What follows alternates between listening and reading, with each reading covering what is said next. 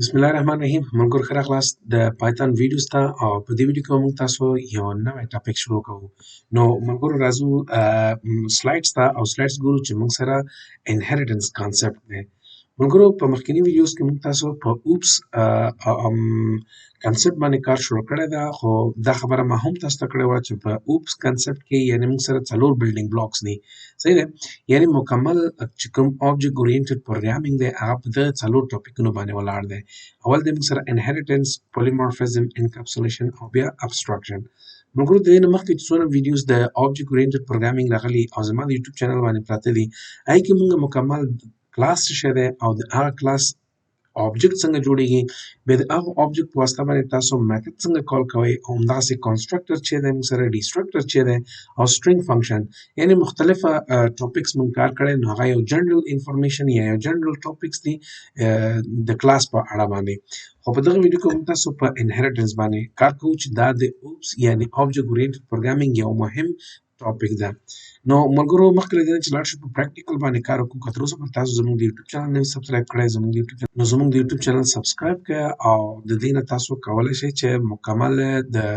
پایتون جاوا سی پلس پلس او انډراید اپلیکیشن ډیولپمنټ مکمل زده کړه وکړه نو ملګرو راځو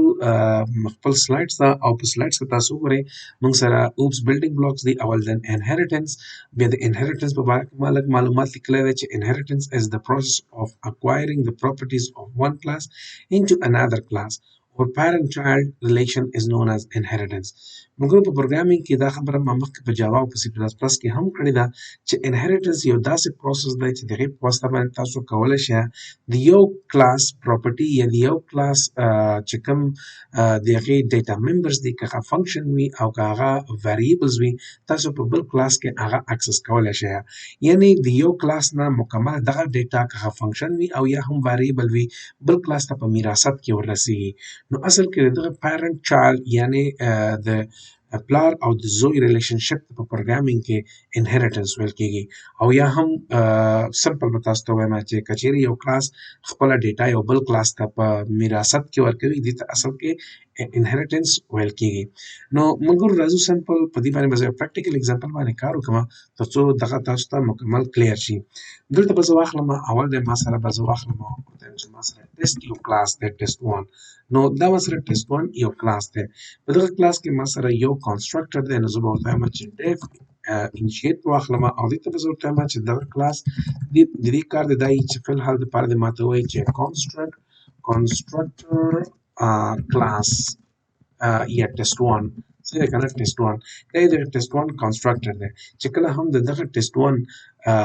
آبجیکټ جوړیږي نو دغه کنسټرکټر به اتومات خپله رن کیږي دلته زه راځم په دغه کلاس کې زه غواړم چې میتھډ واخلم نو زه به درته واخلم چې وایم چې میتھډ 1 یعنی دا ما سره پرنټ کړي زه به درته وایم چې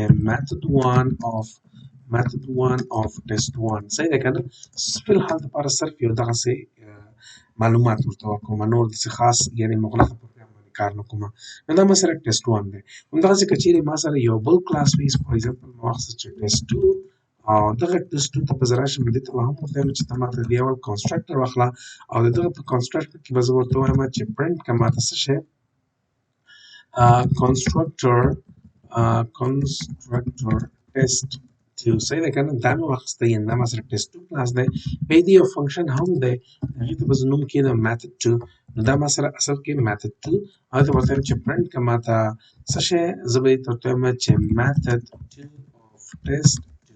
دا مې واخیسته نو ملګرو تاسو وګورئ څومره ښایسته ما دوه کلاسه جوړ کړل اوس د دغه دوو کلاسونو ډیټا اکسسینګ دپاره به تاسو د هر کلاس بیل بیل آبجیکټ جوړوئ زه غواړم چې د ټیسټ 1 کلاس data access کما نو زه به سمپل راځم ورته وایم چې object 1 is equal to test 1 صحیح دی که نه test 1 مې واخیسته اوس همدغه object 1 dot method 1 په واسطه باندې زه کولی شم چې دا مستقیمه زه دا څه وکړم اکسس کړم دا تاسو وګورئ ملګرو constructor test 1 او بیا method 1 of test 1 یعنې مطلب دغه method ما اکسس کړ ته نشي کولی چې مثلا دغه object 1 په ترو باندې صحیح دی که نه ته method 2 اکسس کړې میتھډ 2 ته نشي اکسس کولای کدا پروګرام ته رن کړي نو دا به ته ایرر درکړي دا وایي چې موږ ټیسټ 1 کې او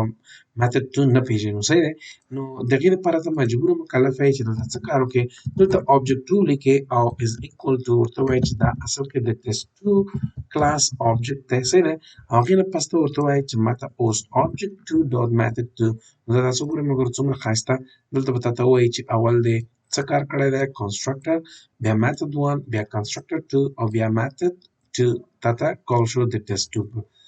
کلاس نو مطلب دا موږ سره بیل بیل کلاسونه دي اوس احیانا داسې هم کېږي که ته غواړې چې مثلا زه دا ډیلیټ کړم صحیح ده که نه دا object 1 مې ډیلیټ کړم ما سره صرف object 2 پاتې شو خو زه غواړم چې د object 2 د لارې نه څه وکړم د object 1 ډیټا اکسس کړم نو دې مطلب دا دی چې object 2 dot method 1 صحیح ده که نه لږ که زه تاسو method 1 ولیکم نو دا هم ما زړه قصه ده یعنې error ده ځکه په object 2 یعنې په test 2 کلاس کې ما سره method 1 نشته ده method 1 ما سره په test 1 کې ده د هغې لپاره ته څه کار کوئ ملګرو تاسو وګورئ دلته کې به تاسو واخلئ parent کلاس په تاسو په دې دوه قوسونو کې ورته ورکړئ صحیح دلته به دوه قوس ورکړئ یعنې دا زه غواړم چې د پاسیني دا به اوس ما سره parent وي زه به دلته صرف یو کومنټ کړم یعنې دا یې پلار دی parent صحیح ده که نه او دا یې child دی صحیح دی نو زه به یې ته هم څه شی ورکړم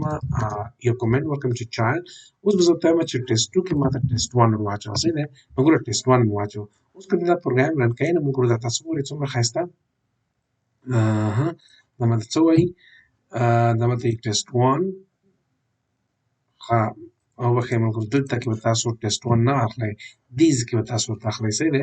دیز کې به تاسو ورته وایئ چې ماته ټیسټ 1 صحیح دی دا خو کنسټرکټر دی د ټیسټ 2 اوس دا پروګرام تاسو رن کړئ دا ګورئ څومره ښایسته دا دی چې کنسټرکټر 2 رن شو بیا میتھډ 2 اف ټیسټ 1 ټیسټ 2 میتھډ 1 اف ټیسټ 1 صحیح دی که نه دې مطلب دا شو چې ګورئ د دغه کلاس نه ماته مستقیمه د هغې چې کوم څه شی راوړو د هغې چې کوم میتھډ و هغه یې راجیګ کړ صحیح دی ما سره object د چا جوړ شوی دی ټیسټ 2 جوړ شوی دی نو د ټیسټ 2 کنسټرکټر اتومات خپل رن شو او د ټیسټ 2 میتھډ مې هم کال کړی د ټیسټ 2 کې چې دی ما سره میتھډ 1 مې هم کال کړی اوس موږ ګورو چې دلته څومره فنکشن وي یا څومره ویریبل وي هغه ټول به په دې ټیسټ 2 کې هم شامل وي مثلا که زه ورته راشم ورته وایم چې یو بل فنکشن واخلم میتھډ صحیح ده که نه ډیف او زه ورته وایم چې میتھډ 3 مې واخیسته نو میتھډ 3 او دلته به زه ورته وایم چې پرنټ کړه ماته څه شی پرنټ کړه ماته میتھډ 3 of test 1 صحیح ده که نه یعنې په ټیسټ 1 کې ما سره میتھډ 3 دی مګر که دلته ګورئ تاسو زه object 2 ورته اخلم ډاټ میتھډ لیکم نو دا ګورئ دا ټول میتھډ دلته راځي یعنې درې واړه میتھډ یې په ټیسټ 2 کې شته هغه ځکه چې ټیسټ 2 چې کوم